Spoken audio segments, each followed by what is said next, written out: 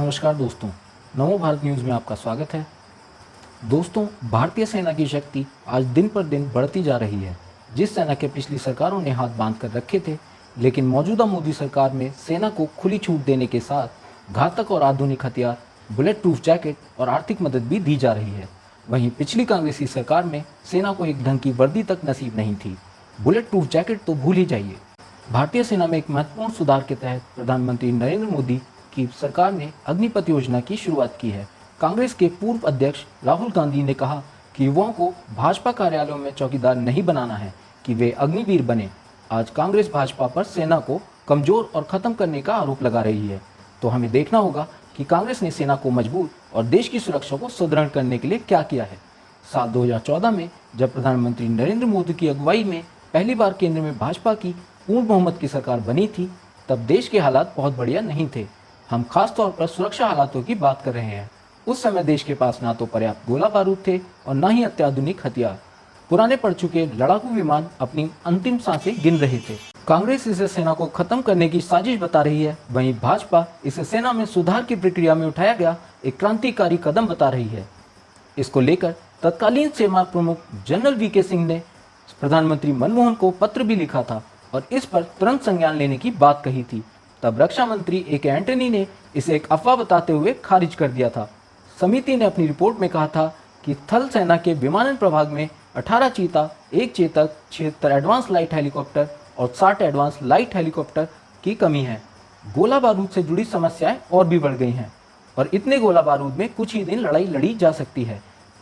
समिति ने अपनी रिपोर्ट में सैनिकों के लिए 1,86,138 बुलेट प्रूफ जैकेट की कमी बताई और कहा था कि सेना की ओर से इसे बार बार उठाया गया, लेकिन सरकार ने कभी ध्यान नहीं दिया।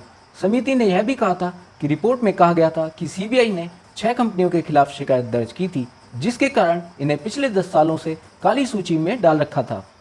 इजराइल मिलिट्री इंडस्ट्री जैसी कंपनी को काली सूची में डाल देने से गोला बारूद का संकट बढ़ गया था। ये वो दौर था जब तुष्टीकरण के लिए सरकार राष्ट्रीय सुरक्षा को ताक पर रखकर फिलिस्तीन और उसके समर्थकों की गोद में खेलती नजर आती थी। भारतीय वैज्ञानिकों की लगातार हत्याएं हो रही थी और नंबी नारायण जैसे वैज्ञानिकों पर देशद्रोह के मुकदमे चल रहे थे। कारगिल में पाकिस्तानी हमले के बाद कारगिल पर गठित समिति ने कई सिफारिशें की थी, लेकिन कांग्रेस सरकार ने उन्हें ठंडे बस्ते में डाल दिया था। कांग्रेस का लक्ष्य सिर्फ वोट की राजनीति करना रह गया और देश की सुरक्षा उसकी प्राथमिकता में कभी रहा ही नहीं। कश्मीर में लगातार सैनिक मारे जा रहे थे, देश भर में आतंकी हमले हो रहे थे, चीन अरुणाचल में घुसपैठ कर रहा था, फिर भी कांग्रेस सरकार राजनीति करने में व्यस्त थी। विश्व को लोकतंत्र देने वाला भारत 20वीं सदी के अंत में लोकतंत्र की सरकारों की त्रासदी का शिकार बन गया था। साल 2014 में जब भाजपा की सरकार बनी, तब प्रधानमंत्री नरेंद्र मोदी ने सीमा पर घात लगाए खड़े दुश्मनों से देश की सुरक्षा के लिए प्रयास करने शुरू कर दिए।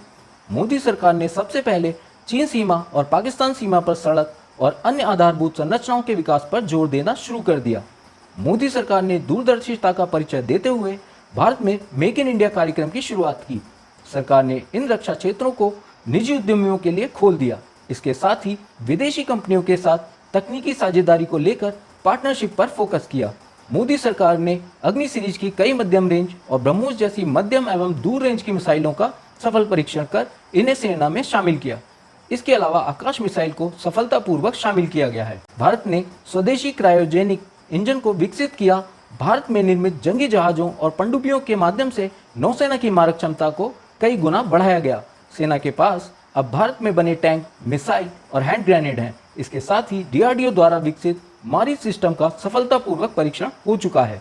सरकार ने सेना के लिए 1.86 लाख बुलेट प्रूफ जैकेट्स स्वदेशी रक्षा निर्माताओं से खरीदे। इसके साथ ही यूपी के अमेठी में 5100 करोड़ का प्रोजेक्ट लगाया, जिसमें AK-203 राइफलें बनाई जाएंगी। INS Kalwari, S-21 scorpion class पनडुब्बी, करंज और वेला पनडुब्बी नौसेना को देकर उसके हाथ मजबूत किए गए। पिछले 8 सालों में सेना को सबल बनाने में मोदी सरकार ने कोई कसर नहीं छोड़ी है। पिछले साल मोदी सरकार ने 6000 करोड़ रुपए की रक्षा खरीद और घरेलू क्षेत्र से खरीद के लिए 70,000 करोड़ रुपए की मंजूरी दी। मोदी सरकार ने अमेरिका से चिनूक और रोमियो जैसे खतरनाक हथियार भी खरीदे। वहीं फ्रांस से राफेल फाइटर जेट खरीदा गया। भारत ने वायु रक्षा प्रणाली S-400 खरीदने के लिए रूस के साथ समझौता किया। सेना में मैकेनाइज्ड इन्फेंट्री के लिए 156 कॉम्बैट वाहन BMP-2 का अधिग्रहण किया गया। Stockholm International Peace Research Institute की रिपोर्ट के अनुसार भारतीय सेना आज की आधुनिक तकनीकों से लैस विश्व की बेहतर सैन्य व्यवस्था है। भारत के पास अमेरिका, रूस, फ्रांस और इजराइल में बने अत्याधुनिक हथियार मौजूद हैं। मोदी सरकार ने तीनों सेना के बीच समन्वय के लिए चीफ ऑफ डिफेंस स्टाफ की नियुक्ति का एक बड़ा फैसला लिया। प्रधानमंत्री नरेंद्र मोदी ने 2019 में स्वतंत्रता दिवस के दिन लाल किले से इस पद के सृजन की घोषणा की थी। जनवरी 2020 में थल सेना अध्यक्ष जनरल विपिन रावत के सेवानिवृत्ति के होने के बाद उन्हें पहला CDS नियुक्त किया गया था। दिसंबर 2021 में एक दुर्घटना में निधन होने तक वे इस पद पर बने रहे थे। मोदी सरकार ने आपातकाल में कल पुर्जे और गोला बारूद की खरीद करने की ताकत भी सेना को दे दी। अब कोई भी सर्विस हेडक्वार्टर्स 300 करोड़ रुपए तक की खरीद खुद कर सकता है। अक्टूबर 2021 में 41 ऑर्डिनेंस कंपनियों को एकीकृत कर 7 नई कंपनियां बनाई गईं, जिनमें से 6 कंपनियों ने मुनाफा कमाना शुरू कर दिया है। जिसके अलावा मोदी सरकार ने 100 करोड़ रुपए का एक कॉप्स फंड बनाया है। एक महत्वपूर्ण सुधार के तहत मोदी सरकार ने दशकों से लंबित वन रैंक वन पेंशन योजना को लागू कर दिया। इसके तहत 20.6 लाख पेंशन धारकों या उनके परिवार वालों को बकाया राशि दी गई। इसके साथ ही सरकार ने स्पर्श योजना शुरुआत की, जिसके तहत पेंशन धारकों को उनके बैंक खाते में सीधे पैसे मिलने लगे। इस स्पर्श प्लेटफॉर्म पर 5 लाख से ज़्यादा पेंशन धारक हैं।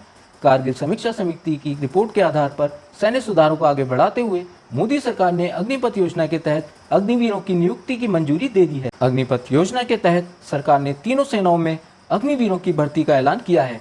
यह भर्ती सिर्फ 4 वर्षों के लिए की जाएगी। इसके लिए 17 साल से 21 साल की उम्र निर्धारित की गई है। सैन्य सुधारों की दिशा में कारगिल रिव्यू कमेटी की सिफारिशें महत्वपूर्ण थी। कमेटी ने अपनी रिपोर्ट में कहा था, सेना को हर समय जवान और फिट रहना चाहिए। इसलिए 17 साल की सेवा, जैसा कि 1976 से नीति रही है, समिति ने महसूस किया। 1999-2000 में सेना का 6,932 करोड़ का पेंशन बिल कुल वेतन बिल का लगभग 2/3 था और यह हर साल तेजी से बढ़ रहा था। इस वर्ष के बजट में रक्षा के लिए 5.25 लाख करोड़ आवंटित किए गए हैं। इनमें से 1,19,696 करोड़ अकेले पेंशन के लिए आवंटित किए गए हैं। कारगिल समिति ही नहीं, भारतीय सेना ने भी जनशक्ति लागत को बचाने के लिए अग्निपथ योजना के समान एक भर्ती योजना का प्रस्ताव दिया था। सेना ने 2020 में युवाओं को 3 साल के लिए भर्ती करने के लिए टूर ऑफ ड्यूटी योजना का प्रस्ताव दिया था। मौजूदा योजना में इस प्रस्ताव के साथ कई समानताएं हैं। हालांकि सेना द्वारा प्रस्तुत योजना में सेना अवधि 4 साल के बजाय 3 साल तय की गई थी। वीडियो को लाइक, सब्सक्राइब और शेयर करना ना भूलें। अपने विचारों को कमेंट बॉक्स में लिखकर हम तक जरूर पहुंचाइए। नमो भारत न्यूज़ की लेटेस्ट अपडेट पाने के लिए प्रेस करें सब्सक्राइब और उसके बाद बेल आइकन को दबाना ना भूलें।